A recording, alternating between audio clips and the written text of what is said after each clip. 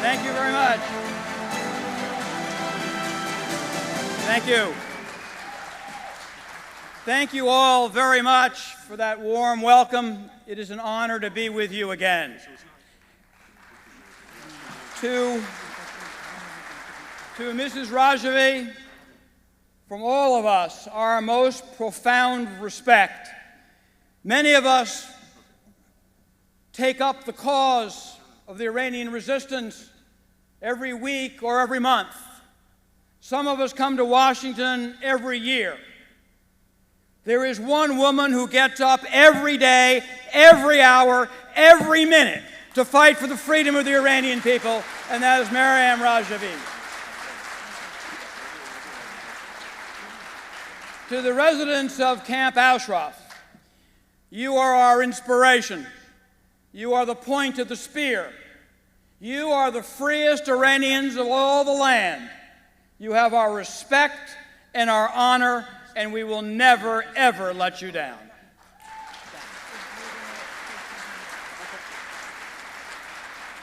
I know that in an act of courage, listening to radio, passing transcripts person to person across Iran, there are people who will receive these words. We know your desperation, the courage that it has taken to write a placard, appear at a demonstration, speak to a neighbor, to speak your mind. We understand your courage. Believe me when we tell you, we know it has been long. We know the price has been great.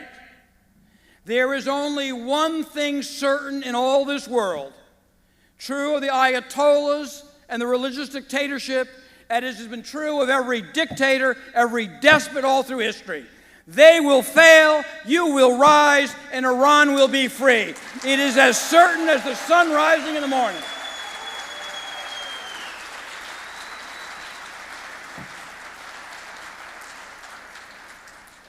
We gather here today in the year 2021, incredibly a fifth of this century having already passed.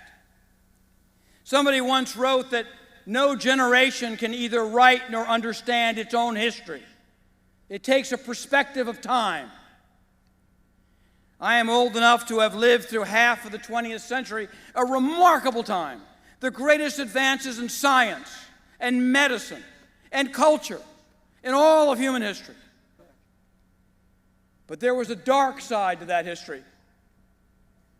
The greatest evil, carnage, in suffering in 2 millennium.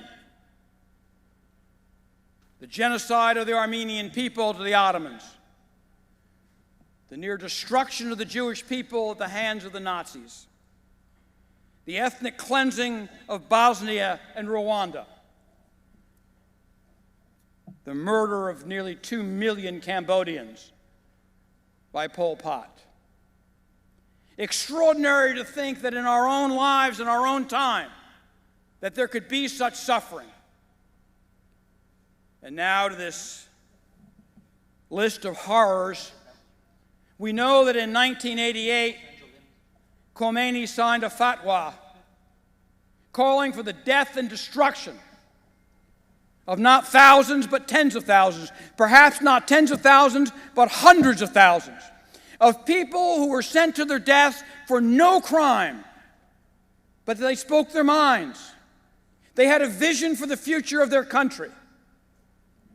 And under threat of death and under pain of torture, refused to denounce the very organization that we gather here today to be members of. For this, they died. In an extraordinary irony of history, one of the 4 men who sent your families, your countrymen, brave Iranians all to their deaths, sat on that death commission. And he now serves as the president of the Islamic Republic of Iran. It is a disgrace to history But it is not forgotten. And history, my friends, has not yet run its course.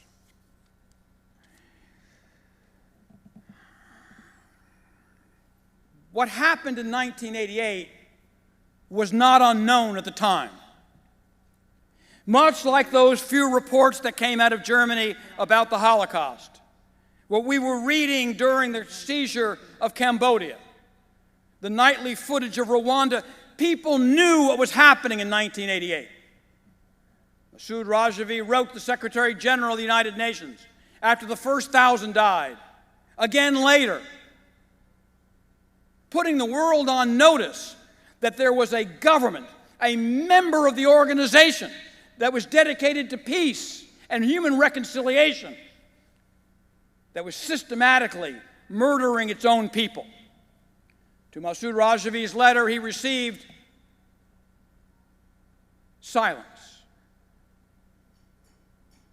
Indeed, some of the most respected democratic nations on earth not only remained silent, but maintained diplomatic relations in Berlin, in Rome, in Paris, in London. Well, now we have a chance to visit history again, because neither history nor we forget. Raisi will seek in the months and years to come to travel this world. He'll attempt to go to Paris and London and Rome and New York. He'll seek to be entertained and greeted by other heads of state. And then, my friends, we will see what these nations are made of and who they really are. I know that it is frustrating to have justice so far removed. It is so many years since the genocide in Tehran. But none of you joined the fight for Iranian freedom believing you would succeed in a year or 2 or 10. None of us you can believe are going to tire after 5 or 10.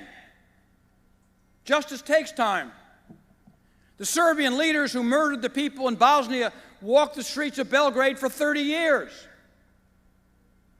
Now they're dead or jailed. The murderers in Rwanda for more than a decade walked the streets of its capital. Now they're in jail in The Hague. Pol Pot and his compatriots in Cambodia for 20, 30 years remained in power or free. Now they are dead or jailed. I cannot tell you that it is fair that Raisi is president. It is not. I cannot tell you that it is just that he is not jailed. It is not. I can only tell you this. Every despot that I have seen, every mass murderer of that 20th century, every one to the man or woman, has met his fate in jail or in death, and so will Raisi.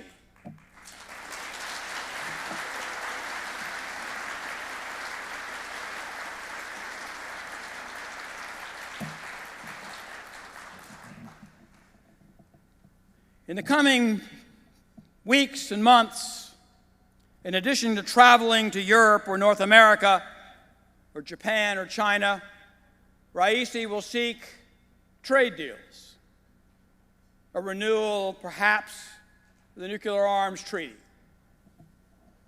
It will be a decisive moment for the leadership of the Western Alliance. What price justice? Do we forget genocide for a trade deal, for an investment, even for a treaty? Indeed, do we make treaties that rely upon trust with people who have killed hundreds of thousands of their own citizens? These will be interesting years. Who are we? What are we made of? Do we have the same resolve our parents had at Nuremberg or at The Hague or in Phnom Penh? when genocidal leaders were brought to justice? Are we as good as our parents were in those days? We are about to find out. For all of you who have suffered so much, to the families whose pain I cannot begin to understand and will not attempt to express. There is a wonderful line that was always Bill Clinton's favorite of Martin Luther King, and he quoted it so many times. The arc of history bends slowly, but it bends to justice. Justice found Milosevic. It found the Nazis. It found Pol Pot. It will find Raisi.